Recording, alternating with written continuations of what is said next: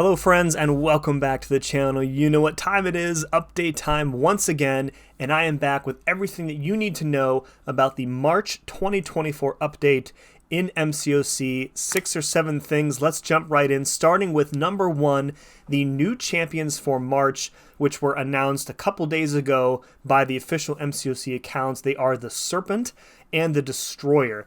Now the Serpent honestly looks like he walked across the hall at Kabam HQ from the Mirrorverse team right into the MCOC team. Anyways, he looks kind of cool. He is the god of fear, Odin's brother. I have never heard of this character until they announced him a few days ago, like I said, so looks interesting. The character is being designed by my friend and Alliance Mate DLL, and he only designs bangers, so you know this guy is going to be really good. The other one is the Destroyer. Looks incredible, a classic comic book look for him. Really excited to test out both of these champions when we get access to them on the CCP beta. Number 2 is the side event for March. It's called the Symbiotic Trials. Now, if I recall correctly, we have had a Trials type event before in the game, and this looks to be working the same way as that one did. There are 6 different base trials, 1 boss trial where you will have a different version of Null with different trap nodes on him.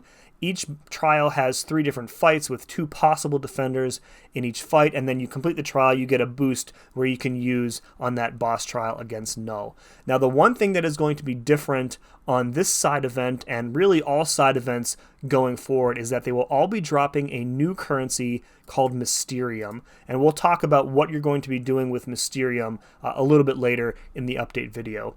There are also, your typical solo objectives and solo events. We can scroll down here to see the rewards for Paragon and up. Some Meta Crystal Shards, your typical Tier 6 Class Catalyst fragments. There's a total of, I think, 4,000 7-star shards in here, which is a pretty good amount, I would say, for a side event. And then you end the side event with a Nullifier title. Number 3 is a huge change to the way the contest is going to work going forward, and that is the idea of sagas. The first saga is going to be called X-MAGICA. It will be starting officially with the March update. Sagas are a 3-month period of time, and you can kind of think of it as Kabam introducing like a unifying theme to all areas of the game over that 3-month period. So certain champs will be given boosts as both an attacker or a defender, similar to how a tactic works in Alliance War, if you're familiar with that. Now, Saga stuff kind of has already started. There is an X-MAGICA arena going on right now. There's a solo event tied to this arena. You only need to do a couple of rounds of the arena per day, and at the end of the solo event, you're getting a free rank 5 gem. So pretty good reward for only doing a few rounds of arena per day. One warning about this arena, though, is that if you miss a day, you only have 1 grace day. So if you miss a day of those objectives, you're going to be pretty much screwed and you're not going to get that rank 5 gem. Really pay attention. You got to do those arena fights every day. I think that in general, the idea with sagas is really just to make what you're already doing in the game on a daily basis just feel more rewarding.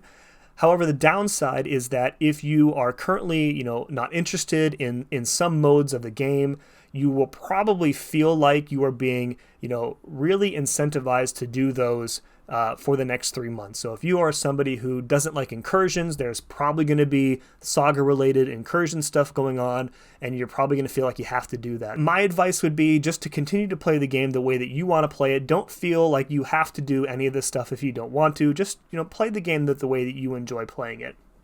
That being said, if you do everything over the 3-month period, you'll be able to earn a 7-star Nightcrawler for free, which brings us to number 4, which is Nightcrawler is getting a surprise buff starting in March alongside the Luke Cage buff as well. So do we get 2 buffs in the month of March? A few big things I want to note about the Nightcrawler buff here. I'm not going to read through all of these changes, he is now much more potent as an attacker. His signature ability causes his instant bleeds to scale with his prowess potency, so you can be dealing quite a bit of instant bleed damage as you build up your personal prowess. You can kind of think of him as like a mutant Stark Spider-Man, so you're going to be dashing back and dexing in order to build up those prowesses, and then as you build up those prowess, your hits are going to be dealing more damage, very similar to the way that Sparky works today. Another thing to note is that he no longer has a shortened timer tied to his signature ability. If you have him duped right now, it takes him less time to switch modes. So if you're trying to forcibly switch him when he's a defender by hitting into his block, it's going to feel like he's unduped going for it. It'll always be that flat 2-second timer. It won't be whatever the lesser. I think it's like 1.5 seconds or something like that. The other big change here is that his evade chance can only be lowered now by tech champions. So this applies to things like ability accuracy reduction, so he's kind of immune to skill champs, which makes sense given that he has class advantage. It's also going to make things like slow and decelerate ineffective against his evade chance. It should not, to my understanding, affect true accuracy or true strike. So if you have other champions that have those abilities, those should still work on him. So when it comes to Luke Cage, talk about a few things with his buff as well. First and most important thing is that his indestructible is staying in place. It is now a passive instead of a buff. This makes it non-interactable when he's fighting Mystic Champs, which makes sense. Downside of this is that the cooldown is increasing from 45 at Sig 1 to 60 seconds, and then at Sig 200, it's going up from 25 seconds to 35 seconds. So you benefit from it being a passive, but it's going to take a little bit longer for it to return. Next big thing I would say is that there's an overall increase to his damage output. The kind of trade-off there is that they've removed the ability for him to stun lock with his special one. So previously, the stun on the special one would be, it would always work as long as the defender had a concussion. And then this one is going to be successive stuns will have their duration reduced until you reapply the concussion from the special 2. So you will not be able to just SP1 forever and stun lock. Really happy with this buff. I would say that he has like a much bigger payoff in like various rotations now. So currently with Luke, you really want to get to the special 3, you get a bunch of exhaustions applied, and then you have like a brief window where you could deal some decent damage, and then your exhaustions fell off, and then you were basically done. Going forward, he has a much more consistent damage output from start to finish. Just overall, like much better champion. So if you have a Luke Cage, I would definitely recommend ranking him up. He is bleed immune, and he gets they changed his physical resistance to a 30% damage resistance for non-contact physical hits. I think this is projectile, so I want to say he's probably going to be a pretty good option for Bullseye despite having class disadvantage. He has that bleed immunity. Doesn't have the evade cancellation, but you can kind of play around that. But the damage resistance here I think is going to be super helpful for playing Luke going forward. Number 5, let's talk about the Alliance War Showcase, which is a brand new quest coming in March. Not too many details available on this other than what you're seeing on the screen right now, and I'm not even sure if this is tied specifically to the saga or if it's just like a brand new one-off quest that's going to be, coming in March and then it'll be gone after that. Based on the information that I have available, it looks like this is going to be a quest designed to kind of simulate the experience of playing in an alliance war where there are defense and tactic attackers. And the benefit of doing that is that you're not actually playing in an alliance war, so you don't have to worry about the stress of playing in an alliance war, right? They're using a pair of the previous tactics. Sugar Pill is the defense tactic, and Decay is the attacker tactic. These were also used in a previous season of Battlegrounds, so you may already have some experience with them as well. There is a 2-hour quest limit, which is interesting. So I'm assuming once you go into the quest, you have 2 hours to finish it. And I suppose that's meant to simulate like the time limits on Alliance War fights. 2 hours probably is way more than enough. This is interesting. Decay Decay is the most broken attacker tactic we have ever had in this game, so I imagine it shouldn't be too difficult for most folks. I would imagine that if you play in an Alliance War type alliance, consistently, you have experience with tactics, this is probably going to be like a nothing quest for you, especially if you're playing in like a tier 1 or tier 2 alliance. This is probably going to be like, just another day at the office for you. But if you've never played in an Alliance War or in a tier high enough where you have access to these tactics, this is going to be an interesting challenge for you. No word on the rewards yet.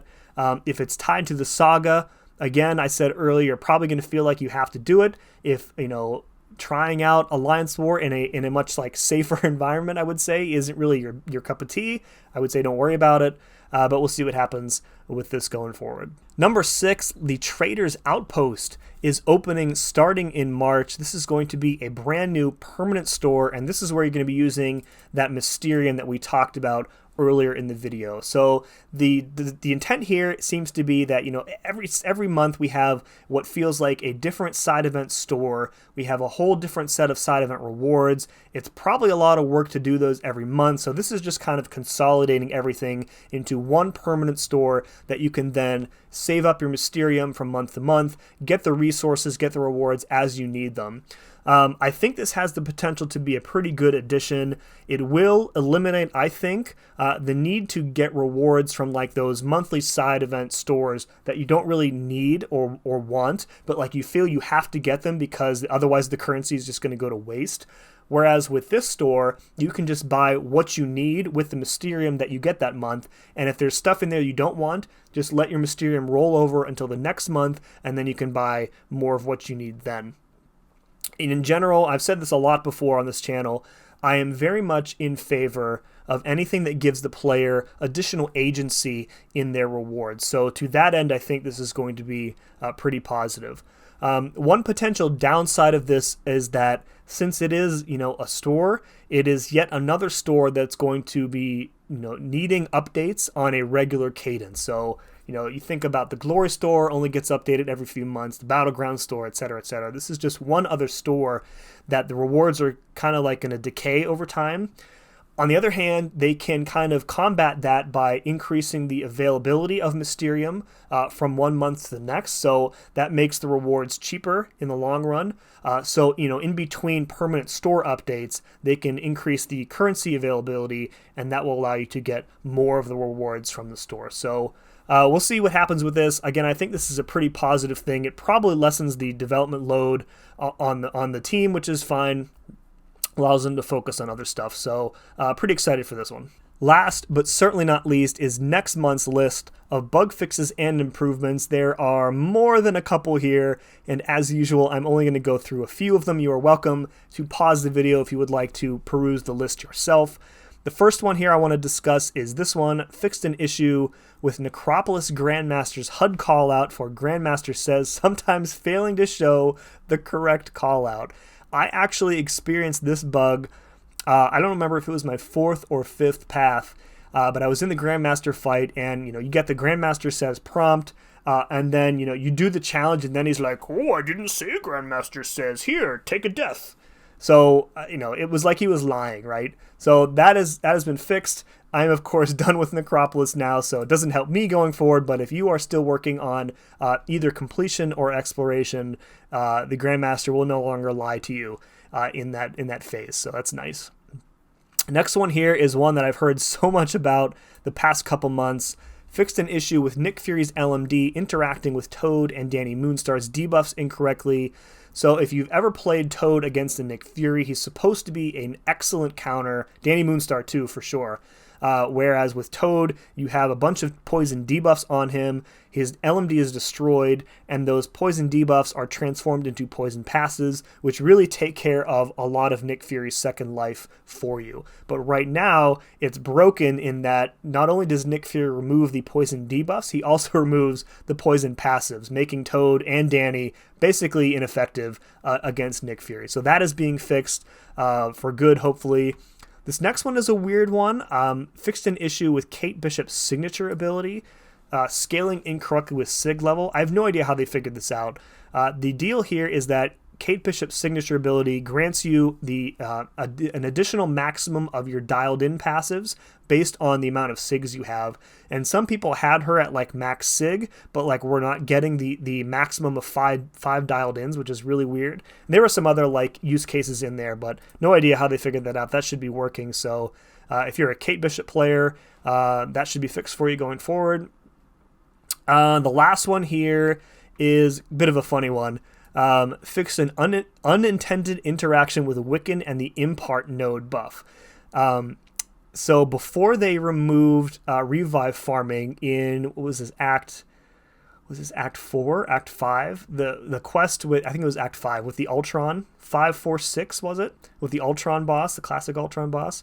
He had this node called Impart on him, where if you parried him, it would give him like a buff, a rotating buff.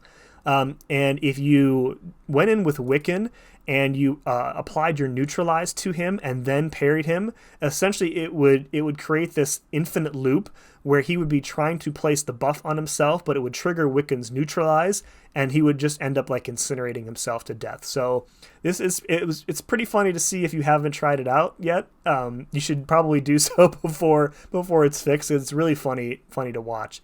But given that revive farming is now gone the way of the dodo, I don't think many people are going to be taking advantage of this going forward. Some other ones here, some text changes and whatnot, but those are the big, the 4 ones that I wanted to call out for sure. That's going to do it for the March update, folks. Let me know in the comments below what you are most excited about coming to the game next month. If it's the Serpent or the Destroyer. If you are excited about Sagas, let me know what you think about potentially being asked to do more of the game than you do now. Or if you are excited about the Alliance War Showcase, I'm kind of interested in seeing how it is balanced compared to like a tier 1 war setting that I'm used to. Also, the Trader's Outpost looks great. Really excited about that. Folks, again, thank you very much for watching, and we'll see you again next time.